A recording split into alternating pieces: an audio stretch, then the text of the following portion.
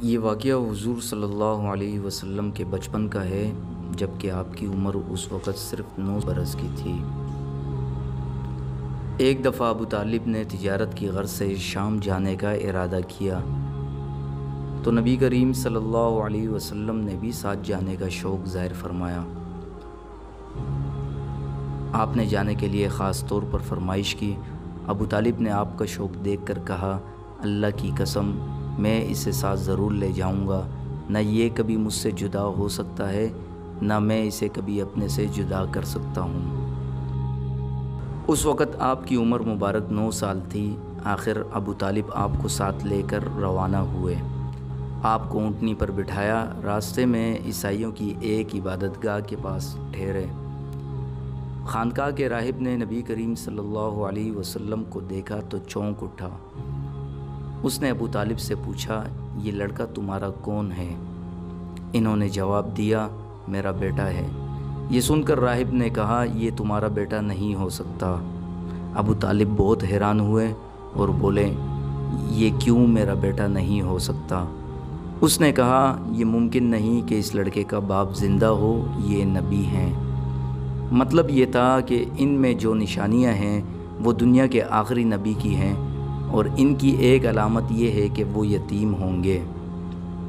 ان کے باپ کا انتقال اسی زمانے میں ہو جائے گا جب کہ وہ ابھی پیدا ہونے والے ہوں گے۔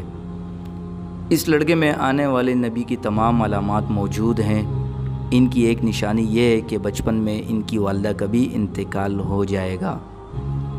اب ابو طالب نے اس راہب سے پوچھا، نبی کیا ہوتا ہے؟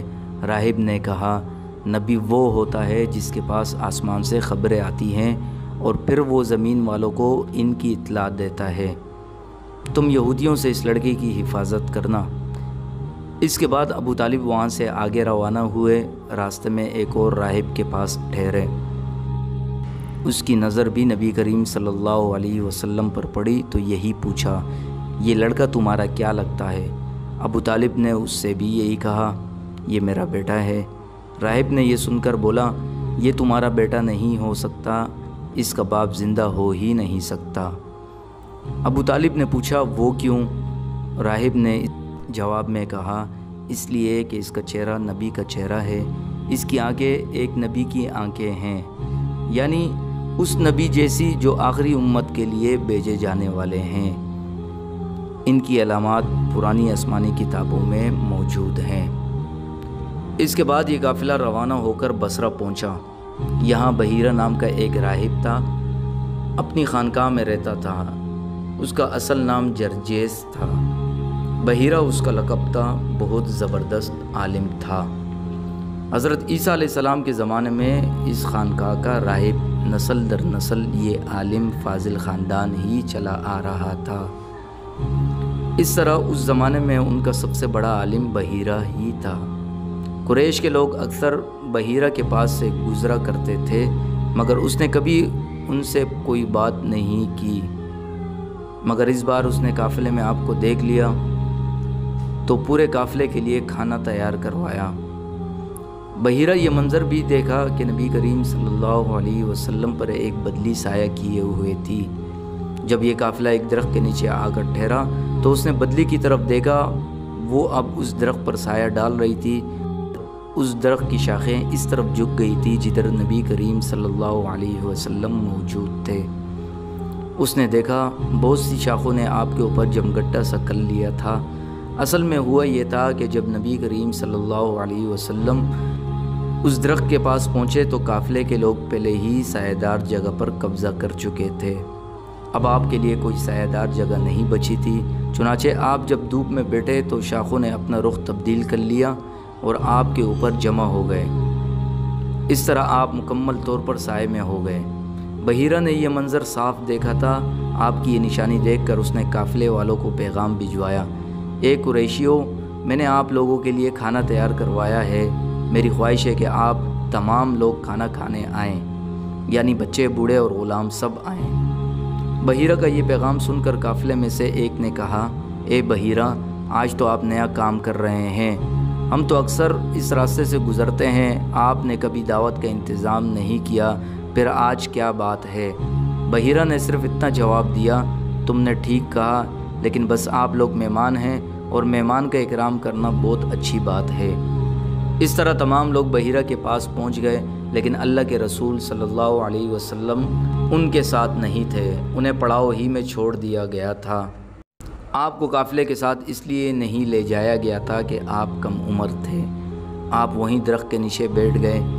ادھر بحیرہ نے لوگوں کو دیکھا اور ان میں سے کسی میں اسے وہ صفت نظر نہ آئی جو آخری نبی کے بارے میں اسے معلوم تھی، نہ ان میں سے کسی پر وہ بدلی نظر آئی، بلکہ اس نے عجیب بات دیکھی کہ وہ بدلی وہی پڑاؤ کی جگہ پر ہی رہ گئی تھی۔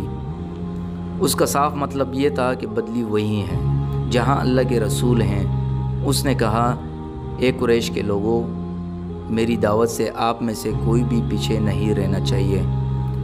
اس پر قریش نے کہا، اے بحیرہ، جن لوگوں کو آپ کی اس دعوت میں لانا ضروری تھا ان میں سے تو کوئی رہا نہیں، ہاں ایک لڑکا رہ گیا ہے جو سب سے کم عمر ہے۔ بحیرہ بولا، تب پھر مہربانی فرما کر اسے بھی بلا لیں۔ یہ کس قدر بری بات ہے کہ آپ سب آئیں اور آپ میں سے ایک رہ جائے، اور میں نے اسے آپ لوگوں کے ساتھ دیکھا تھا۔ تب ایک شخص گیا اور آپ کو ساتھ لے کر بحیرہ کی طرف روانہ ہوا۔ اس وقت وہ بدلی آپ کے ساتھ ساتھ چلی اور تمام راستے اس نے آپ پر سایہ کیے رکھا۔ بحیرہ نے یہ منظر صاف دیکھا، وہ اب آپ کو اور زیادہ غور سے دیکھ رہا تھا اور آپ کے جسم مبارک میں وہ علامات تلاش کر رہا تھا جو ان کی کتب میں درج تھی۔ جب لوگ کھانا کھا چکے اور ادھر ادھر ہو گئے، تب بحیرہ آپ کے پاس آیا اور بولا، میں لات اور عزیٰ کے نام پر آپ سے چند باتیں پوچھنا چاہتا ہوں، جو میں پوچھوں آپ مجھے بتائیں۔ اس کی بات سن کر آپ نے فرمایا، لات اور عزیٰ بتوں کے نام پر مجھ سے کچھ نہ پوچھو، اللہ کی قسم مجھے سب سے زیادہ نفرت انہی سے ہے۔ اب بحیرہ بولا، اچھا تو پھر اللہ کے نام پر بتائیں جو میں پوچھنا چاہتا ہوں۔ تو آپ نے فرمایا، پوچھو، کیا پوچھنا چاہتے ہو؟ اس نے بہت سے سوالات کیے، آپ کی عادات کے بارے میں پوچھا۔ اس کے بعد اس نے آپ کی کمر پر سے کپڑا ہٹا کر مہر نبوت کو دیکھا، وہ بالکل ایسی ہی تھی جیسا کہ اس نے اپنی کتابوں میں پڑھا تھا۔ اس نے فوراً مہر نبوت کی جگہ کو بوسہ دیا۔ قریش کے لوگ یہ سب دیکھ رہے تھے اور حیران ہو رہے تھے، آخر لوگ کہے بغیر نہ رہ سکے، یہ راہب محمد صلی اللہ علیہ وسلم میں بہت دلچسپی لے رہا ہے، شاید اس کے نزدیک ان کا مرتبہ بہت بلند ہے۔ ادھر نبی کریم صلی اللہ علیہ وسلم سے بات چیت کرنے کے بعد بحیرہ ابو طالب کی طرف آیا اور بولا، یہ لڑکا تمہارا کیا لگتا ہے؟ ابو طالب نے کہا، یہ میرا بیٹا ہے۔ اس پر بحیرہ نے کہا، نہیں، یہ تمہارا بیٹا نہیں ہو سکتا، یہ نہیں ہو سکتا کہ اس کا باپ زندہ ہو۔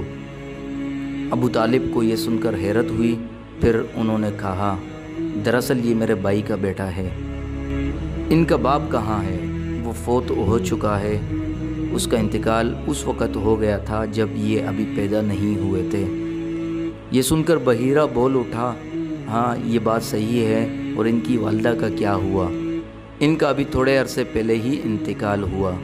یہ سنتے ہی بحیرہ نے کہا، بالکل ٹھیک کہا، اب تم یوں کرو کہ اپنے بھتیجے کو واپس وطن لے جاؤ، یہودیوں سے ان کی پوری طرح حفاظت کرو، اگر انہوں نے انہیں دیکھ لیا اور ان میں وہ نشانیاں دیکھ لی جو میں نے دیکھی ہیں تو وہ انہیں قتل کرنے کی کوشش کریں گے۔ تمہارا یہ بھتیجا نبی ہے، اس کی بہت شان ہے، ان کی شان کے بارے میں ہم اپنی کتابوں میں لکھا ہوا پاتے ہیں، اور ہم نے اپنے باپ داداؤں سے بھی بہت کچھ سن رکھا ہے۔ میں نے یہ نصیحت کر کے اپنا فرض پورا کر دیا، اور انہیں واپس لے جانا اب تمہاری ذمہ داری ہے۔ ابو طالب بحیرہ کی باتیں سن کر خوفزدہ ہو گئے، آپ کو لے کر مکہ واپس آ گئے۔ اس واقعے کے وقت آپ کی عمر مبارک 9 سال تھی۔